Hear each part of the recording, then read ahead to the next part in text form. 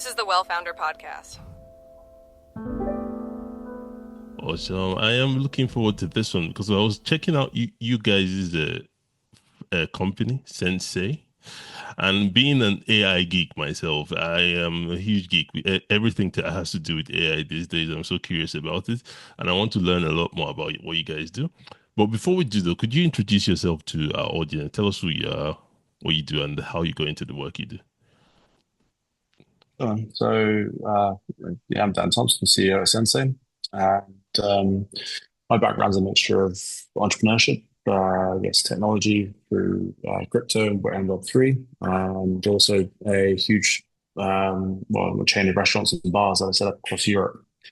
I've worked in Web3 for the past 4 years as a CMO at a leading insurance protocol called Insurace before coming on to start up Sensay.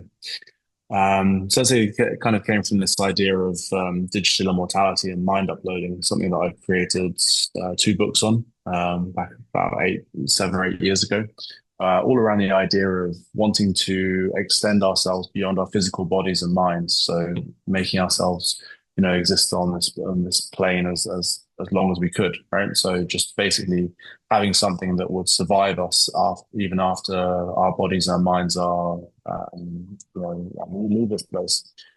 And Sensei basically became the realization of that as soon as AI started exploding 2 years ago. So about a year and a half ago, I started calling up some friends and we started working on this to build this product out as a new technology. That's something that I'd written about, something that I'd wanted to do. And so it was very exciting to actually have the opportunity to get to build that.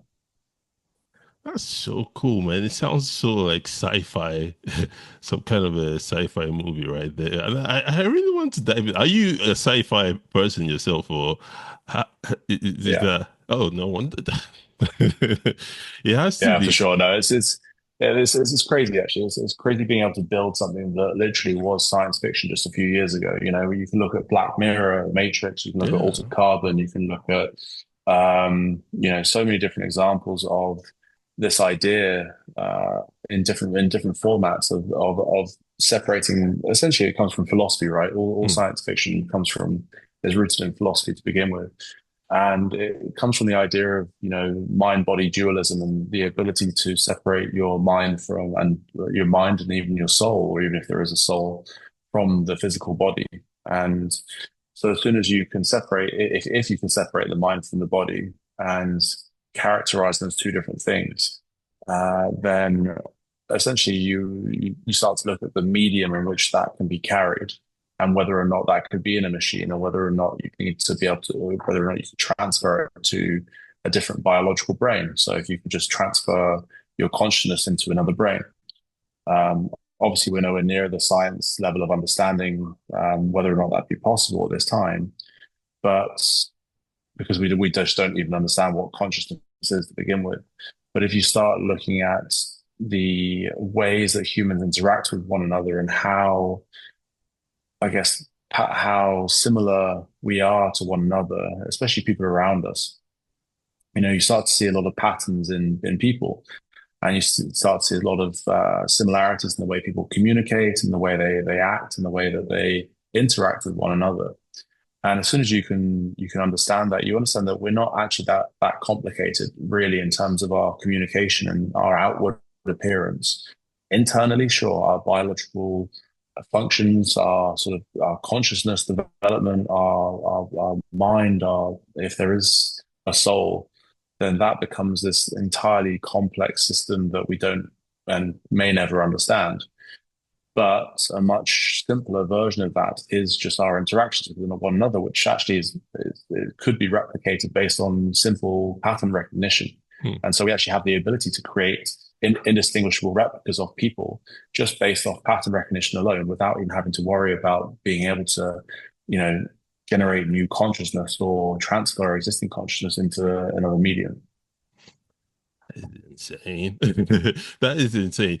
I'm trying to see the business application for this. Who are your target users for this, and how do they use it in their business? Yeah, I mean, it's still very early for us. Yeah. We're still building, still learning as we go, and still improving what we're building. But the reality is, everyone will be able to benefit from their own personalized AI. Mm. Essentially, it's their second self, like a digital copy of themselves, a digital twin, something that basically they can do what they do, answering basic messages. Like, how many messages do we each get every single day that are the same questions that we don't need to think about. Right? People ask you, "What's your name?" or "Hey, how are you?" or even just some simple questions about what do you do. Those could be simple answers. You don't need your brain to really answer for you. An AI can do that just fine. That's crazy. The more I learn about AI and what it's capable of, the scarier things get. Because I was thinking there are some things that AI will not be able to do, at least in the short term. But if something like your tool, 'cause I was talking to a friend the other day, I was like, the more human your business is going forward, that's going to be a big differentiator with everything going into AI. But a tool like yours is kind of taking away the human the human aspect of it and pretty much cloning a human being basically. So that's very very interesting, very very interesting. Can I ask though, like you said, there's this beta sign on your website. Have you guys launched it, or is it at what stage of development are you? Yeah, so it's launched. Anyone can go and test it out now. Like I Okay. said, it's still early, so we're still improving the user flow. We're still improving the training capability of the replicas, and we're still improving the utility output of the replica themselves. So at the moment, you go through your Q&A with the replica. You can upload some files. You can have it scrape some Hmm. websites, and you can have it, watch some of your YouTube videos and train it based on that. But in the Hmm. future, we want to be able to train it based off of, entire sort of blog post scraping, have unlimited amount of memory, live Twitter updates, all these kind of live updates from all your social media, as well as different inputs and different daily sort of prompts. And then also just on the output, so making it as useful as possible to have on your day to day. So have it, replying to your emails on your different messaging platforms. Have it summarizing, have it summarizing different groups that you're in. So it can just send you the highlights and basically work with you to help make the automation of your life much easier. Hmm. And pretty soon after that, I mean, you'll be able to, as soon as AI is really become more sort of autonomous, they're actually going to be able to do things for you. So right now, you might be able to train an AI to, you know, tell you what your favorite restaurants are or your favorite, I don't know, places are. But in the future, it would actually be able to be more proactive for you and actually, maybe book your favorite restaurants for you once a month or, once a year or however many times you want to go. It would be more proactive and actually have that autonomy to act as you and actually do things for you without you having to do it or authorize it, and actually having it sort of not without even being prompted, like having a personal assistant for everyone that knows exactly what they like, when they like it, how they like it, and having that basically run on autopilot for them. So all of the things that we don't like doing, all of the things that are quite sort of boring and mundane to us, just becomes automated by AI. I like this.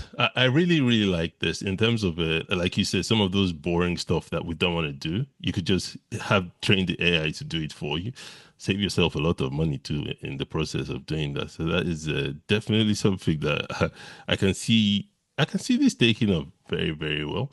Like, so what has been the biggest challenge then in terms of building this tool, Sensei? Oh, so many.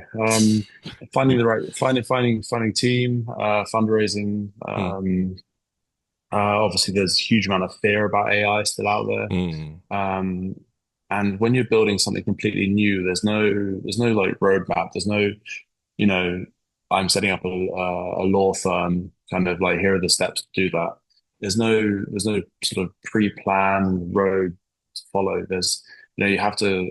Everything is learning, everything is new, and you're mm, building a technology that comes with a lot of risk. There's not just risk in terms of the AI, but also in terms of just we don't know if you know, if people are going to respond to it the right way, if people are going to understand, if they're going to want to use it, if there's going to be a massive sort of rebellion against pushback against AI. All these things that go into the success of a business in general is very difficult to plan. And in a business where, it's a brand new type of technology, a brand new market, it's very difficult to understand, how that plays out in the long term, how, quickly competitors come around. And also in this day and age, I mean, it's when we're trying to build a company with a strong, solid team and trying to keep, and trying to grow that company and grow everything for the future. The one of the biggest challenges really is the fact that, we are very aware that AI is moving so fast. And in fact, like AI in itself is getting such a good level in the next year or two that anyone will be able to prompt any idea into existence in seconds. They won't need to have development skills. They won't need to pay developers, tens of thousands of dollars salaries. They'll just be able to go to one of these websites and just create an entire website, an entire application from scratch in seconds, just by having an idea. That is crazy. Yeah, the future of AI looks. I guess you want to be on the you really want to be on the side that is making money from this, because if this if something like this is going to replace you, then you're in serious big trouble. Because there's no stopping it. It's coming whether you like it or not. So I guess the future is, how do you use a tool like yours to actually be productive? Basically, I guess that's what that looks like. Awesome. Yeah. So and But yeah, go on. yeah, so when it comes to being productive on a personal level, so at the moment, I think everyone's familiar with ChatGPT and things like Claude and other LLMs are out there. The the two bits of so they take huge amounts of public data and they obviously scrape data and they need data, and there will be a data ceiling that they have.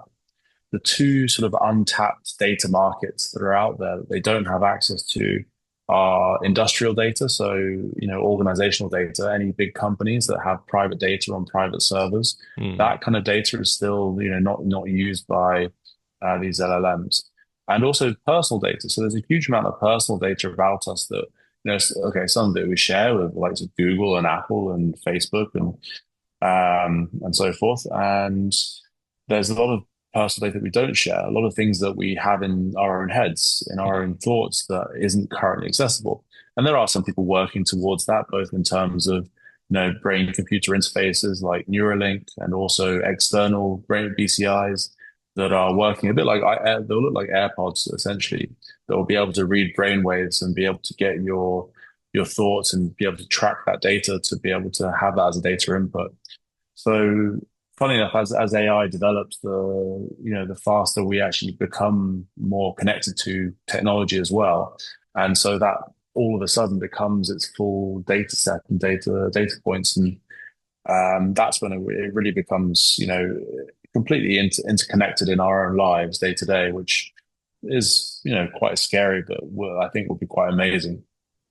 But yeah, so we focus on that sort of personalized data that isn't available to the LLMs to, provide utility, because that's where the personalization of these large language models could become the most useful thing to us as individuals. Because things like ChatGPT are super useful for general purpose, right? They're really useful for general activities, writing, uh, information gathering, Google searches, that kind of stuff. But on a personal level, they haven't quite been refined. They can be refined down. They can be, customized to be more useful on a personal level. But a lot of people don't know how to do that. So we're finding a way to make these sort of personalized AI agents that can really work with the individual to provide them the most value. I like it. I really, really like it. And how big is your team currently? We've got about 40 people now, 40. That's so quite it's growing. that's a big feat. I thought when you were talking about, I thought it was just like a few of you guys building it. That's crazy. So what would you say has been your biggest highlight then in building up, getting it up to 40 people? What has been the biggest highlight? Um, I don't know. Honestly, I for me. I've had a few different career choices before. I think having the opportunity to build something that is science fiction, building something that is genuinely exciting, genuinely, inspires people and has that wow factor, and gives people all these different ideas and notions of science fiction, and the different TV shows and films they've watched over the years, and just watching exactly the same as your reaction, I guess, like the kind of some of the starry-eyed, like wow factor of it is it's a great thing to be building, great thing to work on. So I can't really name a specific one. We can always talk about like first time we hired someone, or first time we got the sales in. That those kind of things are always very exciting for us. Um, but we still realize there's a long way to go. So for us, I mean, it's part of the journey. We know we've got a long road ahead. We've got lots of things to build and lots of really cool features to build. So it's just a lot of fun for now. And but yeah, the best thing really is just being able to talk about this and actually build on something that I got to write about, and actually seeing it turn into reality, and actually um, yeah, making science fiction real. I love that. Making science fiction real. You mentioned earlier, one of my favorite show, Black Mirror. I love that show. Yeah, like they keep doing some crazy shit on there. And this stuff you're building is kind of like what something you see in an episode of Black Mirror. Very interesting. I do want to talk a little bit about the sale, because I'm still curious, as in who is it, let's talk about your first sale, if you don't mind. Who did you, what kind of company did you sell it to, and how do they use it, basically? Yeah, I mean, first sale this time. I mean, it's not my first business, so with me, the first sale, it's always exciting, obviously, as it should be. But I think most people, forget, like when people create businesses, especially online businesses, they just assume that they put something out there on the internet and it's going to go crazy, right? They just assume that their idea is going to go viral in seconds, Uh-huh. because obviously they like their idea, and they think that their idea is an amazing idea and can therefore make everyone millionaires in a few seconds. But very rarely is that the case. Usually it's a lot of hard work, no matter what the company is, no matter what you've done, and no matter what the idea is. Very few people get to be so lucky that it just takes off by itself. So a lot of people kind of forget that the people they need to sell to first are the people closest to them, their friends, their families, their people around them who are happy to support. So the first sale for us was a friend, quite frankly. They were interested. They were happy to be early adopters, to test out, to get used to some of the flaws and the bugs. And yeah, so it's not like, oh wow, it's some big, huge company from day one. No, no, no. I think that these things snowball, they grow, they do get there, and they do get bigger. And we've seen consistent sales growth ever since. But it's not like an overnight sort of, or not like a 1 week type of crazy takeoff success. It'll be a lot of hard work, and we're confident in what we're building, and we continue to build and grind, and it will have its inflection point where things really do sort of shoot off, and everyone will be like, "Oh wow, this came out of nowhere. How did this happen overnight?" And then we're gonna be like, "No, no, no. We've been sat here working on this for years." That's so true. I like how practical and realistic you are about it, because you're spot on. For the most part, 95% of business, especially something brand new like this, it's pretty much grinding and getting those early adopters, like you said, your friend testing, and that's something a lot of new founders could a very valuable lesson there. Start with your network, basically. See if anybody is willing to try it out there, and then expand from there. That's a very valuable lesson. And okay, as we wrap up, then I always like to ask, excuse me, guess for if you could share one final tip for our audience, which is new founders, basically. What's something that they could learn, or you could leave us with that, we could go and apply to our own business. Yeah, I mean, new founders, especially first-time founders, it's everyone gets hung up on the idea, um, and plans. Mhm. Everyone sits there and wants to write out plans and plans and plans.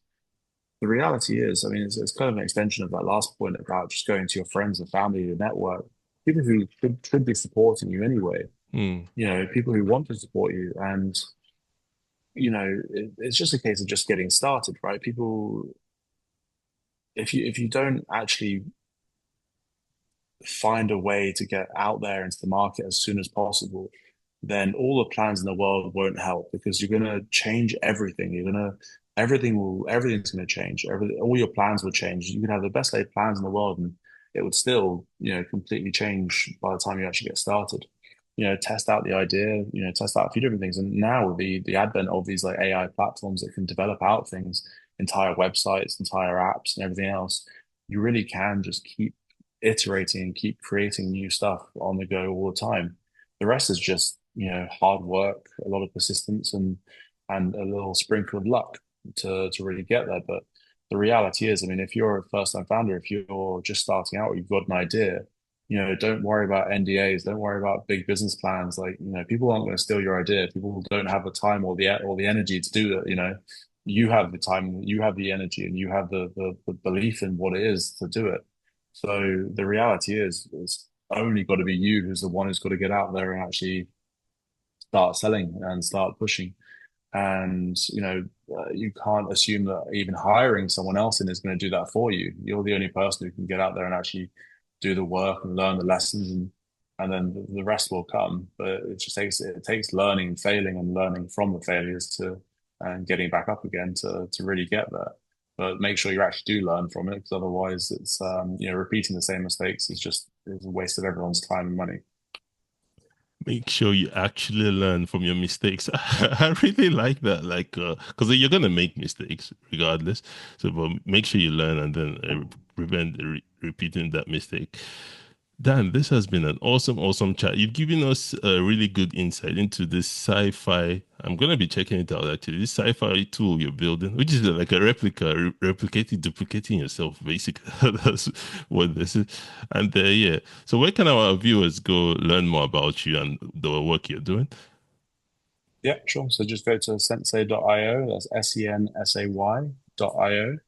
And if you do sensay.io/Dan, you'll find my replica, and you'll be able to have a live video chat with Danbot and see it for yourself, and see the quality of what we're building, and ask him the same questions as you ask me, and see if you got the same answers. That's crazy. I'm on the site right now. So it's like, okay, I see. It's like Dan's chat GPT, basically. That's what that is. Basically, there's a video call button there, so you can actually pull up the live video interaction, and you can actually you can hit the microphone button and have a live conversation with it. Crazy, man. So very soon everybody will be at home, and AI will just be working for everybody, making money for everybody.